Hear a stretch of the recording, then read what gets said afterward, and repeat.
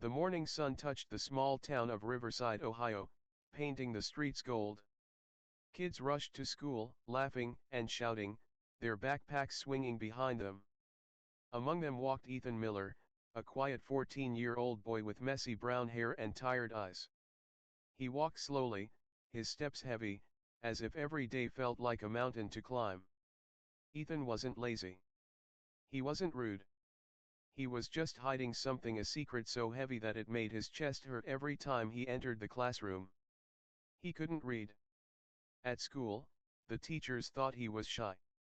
His classmates thought he didn't care. But the truth was, every time Ethan looked at a book, the words danced like broken shapes. They twisted and blurred until they made no sense at all. He tried to fake it.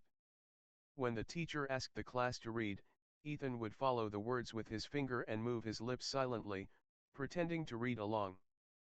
He had learned to survive by copying other students' answers, guessing, and laughing when everyone else did. It worked until the day it didn't. It was a Monday morning in English class. The teacher, Mrs. Collins, stood at the front of the room holding a storybook. "Today," she said cheerfully, "we're going to take turns reading aloud." Ethan's heart dropped. His palms turned cold. He stared at his desk, hoping she would skip him like she always did. But that day, luck wasn't on his side. "Ethan," Mrs. Collins called. "Why don't you start for us today?" A few kids giggled. Ethan felt his stomach twist. His throat went dry. He could feel everyone's eyes on him. He looked at the open book in front of him. The letters looked like ants crawling across the page. "Go ahead, Ethan," the teacher said softly. He opened his mouth, but no sound came out. The class waited. Someone whispered, "He's so dumb." Another snickered. Ethan's face turned red. He tried again, forcing out random sounds. "Th, the ca, the car," his voice cracked. A few kids burst out laughing. Mrs. Collins' smile faded. "That's enough," she said, trying to stop the laughter. But the damage was done. Ethan dropped the book, grabbed his backpack, and ran out of the classroom. He didn't stop until he reached the old football field behind the school. He sat under the bleachers, breathing hard, his eyes burning with tears. He felt small. Invisible. He whispered to himself, "Why can't I be normal? Why can't I just read like everyone else?" That day, Ethan made a silent promise. He would never let anyone see him fail again. At home, things weren't easy. His mom, Lisa, worked 2 jobs to keep the lights on. She was kind but tired. Most nights, she came home after midnight. His dad had left when Ethan was 8. There wasn't anyone to help with homework or talk about school. When his mom asked, "How was your day, honey?" he just smiled and said, "Good, Mom." Then he'd go to his room, close the door, and stare at the wall. Books scared him. They were his biggest enemy. But deep down, there was also curiosity. He wanted to know what was inside those pages, why people cried, laughed, and dreamed because of words he couldn't understand. Weeks passed. At school, he tried to stay invisible. He sat in the back of every class, pretending to take notes. Mrs. Collins noticed his silence. One afternoon, she stopped him after class. "Ethan," she said gently, "are you okay? You've been quiet lately." He looked at her but didn't answer. His throat felt tight. "If there's something you want to talk about, I'm here," she said. Ethan nodded and walked away. He wanted to tell her the truth, but how do you tell someone that you're 14 and can't even read a children's book? That night, he lay awake staring at the ceiling. He thought about the laughter, the shame, and the look on Mrs. Collins' face. He couldn't sleep. He felt angry at himself, angry at life. Then something inside him shifted. He whispered to himself, "I'm done running. I'm going to fix this, somehow. The next day after school, instead of going home, Ethan walked to the old public library at the end of Maple Street. It was quiet, empty, and smelled like old paper. He had never been there before. He didn't know what he was looking for, maybe peace, maybe hope. Behind the counter sat an old man with gray hair and kind eyes. His name tag read Mr. Daniels. The man looked up and smiled. "Hey there, son. You new here?" Ethan nodded slowly. "You looking for something special?" the man asked. Ethan hesitated. I I just want to sit for a bit," he said quietly. "Sure thing," Mr. Daniels replied with a smile. "Take any seat you like." Ethan sat in the corner and stared at the rows of books. Thousands of them. All filled with words he couldn't read. But something about that place felt safe. The silence didn't judge him. The books didn't laugh. He sat there until closing time, lost in thought. When Mr. Daniels turned off the lights, he noticed Ethan still sitting there. "Everything okay, son?" he asked. Ethan nodded, then stood up and said softly, "I just like it here." The old man smiled. "Then come back tomorrow. We always have room for quiet thinkers." Ethan walked home under the dim streetlights, his heart a little lighter. For the first time, he wasn't running away from books. He was walking toward them. And he didn't know it yet, but this was the first step of the journey that would change his entire life. The next afternoon, Ethan walked back to the old library. The air was cool, and the sound of rustling leaves filled the quiet street. He didn't tell anyone where he was going. He just knew he needed to be there. When he entered, Mr. Daniels, the old librarian, looked up from his desk and smiled. "Back again, huh?" he said warmly. Ethan nodded shyly. "I like this place," he said. Mr. Daniels chuckled. "It's a good place to like." Ethan found the same corner seat and sat down. He picked up a random book from the nearby shelf. It was thick, full of words. He opened it and stared at the page. The words still made no sense. They were just black lines on white paper. He sighed. He felt stupid. But then, a voice broke the silence. "Having a hard time with that one?" Mr. Daniels asked gently. Ethan froze. Yeah," he said softly. Mr. Daniels walked over, sat beside him, and looked at the page. "Want me to show you something?" he asked. Ethan hesitated. No one had ever offered to help him before. He nodded slowly. "All right then," Mr. Daniels said, pulling a small children's book from a nearby shelf. "Let's start small." He opened the book. The title read "The Little Red Truck." The words were simple, the sentences short. Mr. Daniels pointed at the first word. "This one says the." "You see it?" Ethan nodded. "Now say it with me," the old man said. The," Ethan whispered. They went word by word, line by line. Ethan stumbled many times. He mixed up letters, forgot sounds, and sometimes wanted to quit. But Mr. Daniels never left. He was patient. When Ethan got a word right, Mr. Daniels smiled like he'd just scored a touchdown. "See," the old man said. "You can do it. You just need time." Ethan couldn't help but smile a little. It was the first time someone had believed in him. Every day after school, Ethan returned to the library. He didn't tell his mom, his teachers, or anyone at school. It was his secret fight. Some days were good. Some days were terrible. There were moments he wanted to throw the book and walk away. "I'll never get this," he'd say in frustration. Mr. Daniels would shake his head.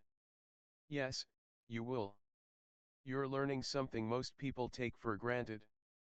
That takes courage." Slowly, letters started to make sense. He learned that C made a soft sound, that PH sometimes sounded like F. Every small discovery felt like opening a new door. One day, he read a full sentence without help. The truck went up the hill. He looked up, surprised. Mr. Daniels clapped his hands. "You just read your first sentence, kid." Ethan laughed a real laugh, one that felt light and free. Months passed. The seasons changed. The leaves turned orange, then brown, then white snow covered the town. Ethan was still going to the library. His reading got better. He started recognizing words in the world around him on signs, cereal boxes, and posters. For the first time in his life, he wasn't scared of words. He wanted more of them. One snowy evening, he told Mr. Daniels, "I used to hate books." The old man smiled. "And now?" Ethan looked down at the small book in his hands. "Now? I think they're magic." Mr. Daniels chuckled softly. "That's what I like to hear." Then his voice grew serious. "Ethan, you've got something special inside you. Most people give up when things are hard. You didn't." Ethan's eyes met his. "I just don't want to feel useless anymore." "You're not useless," Mr. Daniels said. "You're learning. And one day, you'll help others the way I'm helping you." Those words stayed in Ethan's heart. At school, things were still tough. He didn't tell anyone about his progress. When teachers gave reading assignments, he quietly tried. Sometimes he still failed. Sometimes he got through a few lines. But now, instead of feeling ashamed, he felt hope. One afternoon, Mrs. Collins noticed him reading slowly at his desk. She smiled but didn't say anything. Maybe, she thought, he's finding his way. One Saturday morning, Ethan arrived at the library early. Mr. Daniels wasn't there yet. He sat in his usual spot, staring at the bookshelves. He thought about his life, the bullies, the shame, the laughter, the promise he made to himself. He realized something. No one was coming to save him. If he wanted to change, he had to fight for it. When Mr. Daniels arrived, Ethan looked up and said, "Can you teach me to read big books? Like, real books?" The old man smiled proudly. "Of course, kid. Let's make you unstoppable." They started with Charlotte's Web. It was harder, filled with words Ethan had never seen before. He read slowly, sometimes one word per minute. But he kept going. Day after day, page after page, Ethan grew stronger. Reading became his daily battle, lonely, painful, but full of purpose. He didn't realize it yet, but this battle was shaping him into someone extraordinary. One night, after finishing a chapter by himself, Ethan looked out the library window. Snowflakes floated down under the yellow streetlights. He smiled quietly and whispered, "One day, I'll read every book in this library." Mr. Daniels overheard him and said softly, "I don't doubt that for a second." That night, Ethan walked home with a book under his arm and a fire in his heart. For the first time, he wasn't running from his secret. He was turning it into his strength. And that lonely fight, that quiet battle no one saw, was only the beginning of the story that would one day inspire millions. 3 years passed. Ethan was now 17. His hair was longer, his voice deeper, and his eyes brighter than before. The shy boy who once ran out of class in shame had turned into someone different, quiet, but confident in his own way. He could finally read full books now. Slowly, carefully, but he could do it. Every day after school, he still went to the old library on Maple Street. It had become like a second home. Mr. Daniels, now more like a grandfather to him, always waited with a smile and 2 cups of hot cocoa. "Well, young man," he'd say, "what are we reading today?" Sometimes it was The Outsiders. Sometimes it was a simple newspaper article. And sometimes, Ethan just sat there, writing in a small, worn-out notebook. He had started writing his own thoughts, small stories, little pieces of his life. At first, they were messy. His spelling wasn't perfect. His handwriting looked like tiny storms across the page. But the feelings in his words were real. One evening, Mr. Daniels noticed him scribbling away. "What are you writing, kid?" Ethan smiled shyly. "Just stories. About people. About me, maybe." The old man leaned forward. "Can I read one?" Ethan hesitated. "It's not good." "Let me be the judge of that," Mr. Daniels said. He read the story slowly. It was about a boy who was afraid of the dark but learned that sometimes, darkness just meant a chance to see the stars. When Mr. Daniels finished, he looked up with a proud smile. "Ethan, this is beautiful." Ethan blinked. "Really? Really?" the old man said. "You don't just read words, now you feel them. And that's what makes a writer." Ethan had never thought of himself as a writer. But that night, the idea stayed in his head. He lay awake, staring at the ceiling, thinking about it.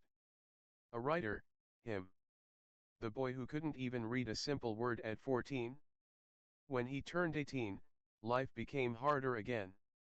Mr. Daniels fell ill and couldn't come to the library every day. Ethan had to get a job to help his mom. He worked at a small diner near the highway. He cleaned tables, took orders, washed dishes, and smiled at customers. It wasn't glamorous, but he didn't mind.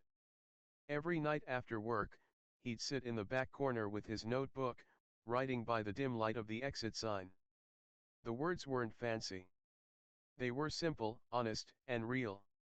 Stories about growing up without a dad. About a mother who never gave up. About a teacher who once embarrassed him but unknowingly changed his life. And always, about hope, the one thing he never stopped chasing. One night, a co-worker named Jake noticed him writing. "Man, you write a lot," Jake said, sipping his soda. Ethan smiled. "It helps me think." "What are you writing about?" Jake asked. "Life," Ethan said softly. "And how to survive it?" Jake laughed. "You should post that stuff online. People love deep stories." Ethan thought about it. Maybe he could. Maybe his stories could help someone.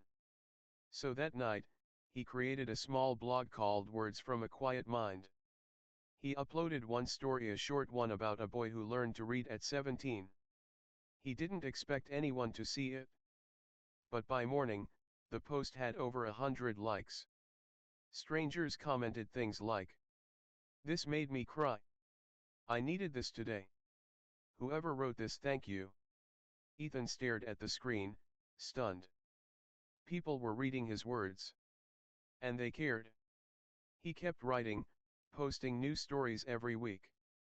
His followers grew 100, 1,000, 10,000. People began sharing his work across social media. Messages flooded in from kids and adults who said his stories gave them hope. One message said, "I'm dyslexic, and reading your story made me feel seen for the first time." Ethan sat in silence, tears in his eyes. He finally understood something. His pain had a purpose. Everything he went through, the laughter, the shame, the lonely nights at the library, had built this moment. One afternoon, months later, Ethan received an email that made his heart race. It was from a small publishing company in New York. They wrote, "We've been reading your blog. Your writing is powerful and inspiring. Would you be interested in turning your stories into a book?" He read the message 5 times, unable to believe it. Him. The boy who couldn't read at 14, now being asked to write a book. He called Mr. Daniels right away. "Mr. Daniels," he said breathlessly, "they want me to write a book." The old man chuckled on the phone. "I told you, kid. You were born to tell stories." Ethan spent the next year writing every night. He called the book The Boy Who Tried Again. It wasn't just his story, it was about anyone who ever felt lost, broken, or left behind. He poured his heart into every page. There were nights he fell asleep at his desk, pen still in hand. There were days he wanted to quit, but he remembered Mr. Daniel's words. The only real failure is giving up before the miracle happens. Finally, after months of work, his book was ready. He clicked send and emailed the final draft to the publisher. His hands were shaking, his heart pounding. No matter what happened next, he knew one thing for sure. He had done it. He had become the person he once thought he could never be. Ethan looked at his old notebook, the one filled with shaky letters and half-finished words. He smiled. "We did it," he whispered. The dream had begun. But what came next would change his life forever. The day Ethan's book got published was a cold morning in December. Snow covered the streets of Riverside, and the sky looked soft and gray. Ethan stood outside the small bookstore in town, staring at the window display. There it was. His book, The Boy Who Tried Again, sitting proudly on the shelf. His name printed right on the cover, Ethan Miller. For a moment, he just stood there, frozen. He touched the glass, his breath fogging it up. A quiet laugh escaped his lips. He whispered, "I did it." At first, he didn't expect much. He thought maybe a few people from his blog would buy it. But something strange started happening. The first day, 10 copies sold. Then 50. Then 100. And within a week, thousands of people were posting about his book online. Readers said things like, "This story feels so real. I saw myself in these pages. This book gave me hope again." Ethan watched in disbelief as messages and reviews flooded in. People from all over the country were reading his words he once couldn't even spell. One morning, he woke up to a call from the publisher. "Ethan," the voice said, "you're not going to believe this. Your book just hit the national bestseller list." He couldn't speak. He sat on the edge of his bed, eyes wide, heart racing. "Are you serious?" he finally whispered. "Completely serious," the publisher said with a laugh. "You did it, kid." He hung up the phone and just sat there for a while, staring at the wall. Then, slowly, tears filled his eyes. He covered his face with his hands and began to cry, not out of sadness, but relief. He thought of his 14-year-old self, sitting alone under the bleachers, feeling stupid and hopeless. He wished he could tell that boy, "You're going to make it? You just don't know it yet." Soon, Ethan was invited to interviews and podcasts. People wanted to hear his story, how a boy who couldn't read became a best-selling author. The first time he went on live television, he was nervous. The bright lights, the cameras, the big city, it all felt unreal. The host smiled and said, "Ethan, your story has touched millions. What do you want people to take from your journey?" Ethan took a deep breath. "I just want people to know," he said softly, "that your past doesn't define your future. I couldn't read when I was 14. People laughed at me. But I kept trying. Sometimes, one small step can change your whole life." The audience clapped. Some people had tears in their eyes. That clip went viral overnight. At schools, teachers started reading his book to students.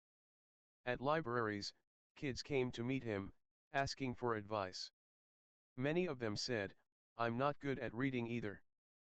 But your story makes me want to try."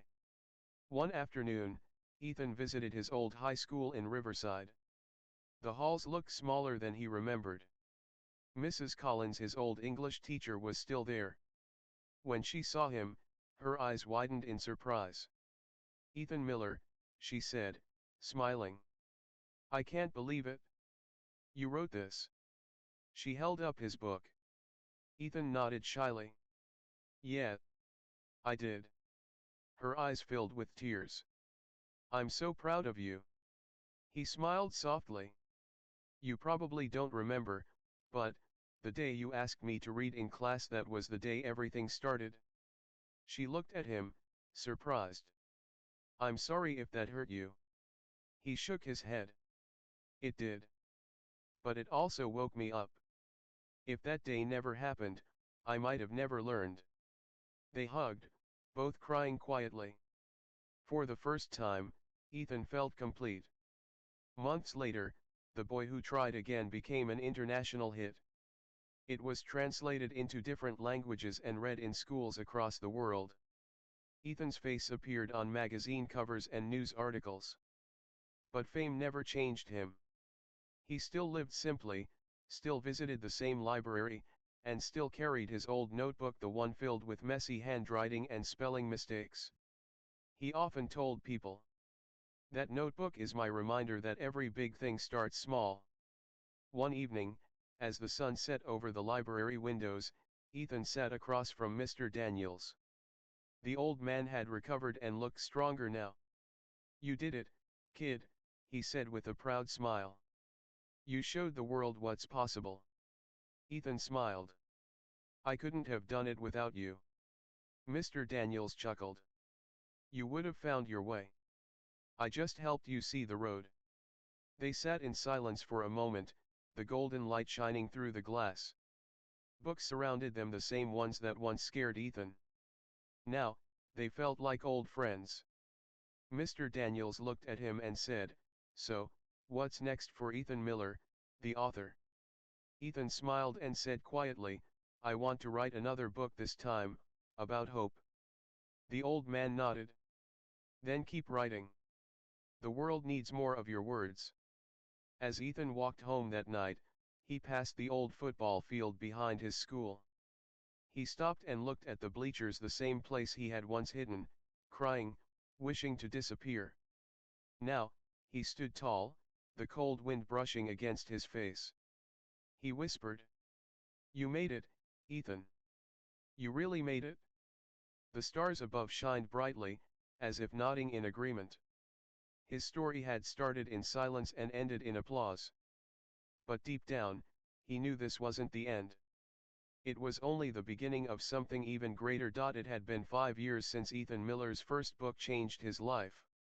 He was no longer just the boy who couldn't read. He was now a best-selling author, a motivational speaker, and a voice of hope for thousands of people who once felt like him, lost, scared, and unseen. But Ethan never saw himself as famous. He still lived in Riverside, still helped at the local diner, and still visited the library every week. He said the quiet life kept him grounded, kept him real. Everywhere he went, people thanked him. A mother would say, "My son started reading again because of you." A teenager would whisper, "Your story saved my life." Each time, Ethan smiled gently and said, "No, you saved yourself. I just reminded you that you could." One spring afternoon, Ethan received an invitation that made him stop and stare. It was from a big national education conference in Chicago. They wanted him to give the closing speech, to tell his story in front of thousands of teachers, parents, and students. He hesitated at first. He wasn't sure if he was ready for something that big. But then he remembered the promise he made to himself years ago. That he would never run away from fear again. So, he said yes. The night of the event arrived. The hall was packed. Bright lights shone down on the stage. Ethan stood behind the curtain, holding his old notebook, the same one he'd used when he was 17. Its pages were torn and yellow, but he always kept it with him. His hands shook a little. He whispered to himself, "You've done harder things than this." Then he stepped onto the stage. The crowd rose in applause. Cameras flashed. But when Ethan reached the microphone, everything went silent. He took a deep breath, smiled softly, and began. "When I was 14, he said, I couldn't read a single sentence." Gasps rippled through the audience. "I used to hide at the back of my class, scared someone would find out. I thought I was stupid. I thought I'd never be anything." He paused, looking down at the notebook in his hands. But then, a teacher embarrassed me in front of everyone, and it changed my life. Some people chuckled softly, unsure where he was going. He smiled. Because that day, I realized something had to change. And a kind old man at a small library taught me that no matter how late you start, it's never too late to learn. He told them about Mr. Daniels. About his mom. About the nights he cried and the days he almost gave up. He spoke about the power of patience, the strength of hope, and the beauty of second chances. His voice was calm but full of emotion. You could feel the whole crowd listening, really listening. Then he said, I learned that words are not just letters. They're keys, and once you learn how to use them, they can open every locked door in your life. The audience burst into applause. Some people were wiping their tears. After the speech, the conference director came on stage with a surprise. Ethan, she said, smiling, someone special is here tonight. She turned toward the front row. An older woman stood up. It was Mrs. Collins, his old English teacher. Her eyes were full of tears as she walked to the stage. Ethan froze for a second, then smiled. They hugged, and the crowd cheered. Mrs. Collins whispered, I'm so proud of you, Ethan. You turned your pain into something beautiful. He replied, you were the start of it all, even when it didn't feel like it. It was a full circle moment. The boy who once couldn't read, now inspiring the very teachers who once taught him. That night, after the event, Ethan went back to his hotel room and sat by the window, looking at the city lights. His phone buzzed non-stop, messages from fans, journalists, and friends. But he turned it face down and opened his old notebook instead. On the first page, written in shaky, uneven handwriting, were the words, one day, I'll read every book in this library. He smiled. He had done more than that. He had written one and changed lives with it. Years later, Ethan started a small foundation called the Second Chance Project. It helped kids and adults who struggled with reading and learning difficulties. He built small community libraries in poor towns and hired tutors to teach for free.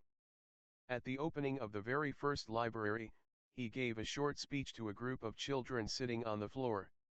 He said, you might think you're behind. You might think you're not smart enough. But the truth is you're just on a different timeline. And that's okay. Your story isn't over yet. The kids clapped, smiling. Some of them reminded him of his younger self, scared, quiet, and unsure. But this time, he knew they had hope. One evening, as the sun set over Riverside, Ethan visited Mr. Daniels' grave. He placed a copy of The Boy Who Tried Again beside the headstone. Thank you, he whispered. You saw something in me when I couldn't see it myself. He stood there in silence for a while, the wind softly moving the grass. Then he smiled and said, you were right, Mr. Daniels. The world needed my words. The screen fades to black.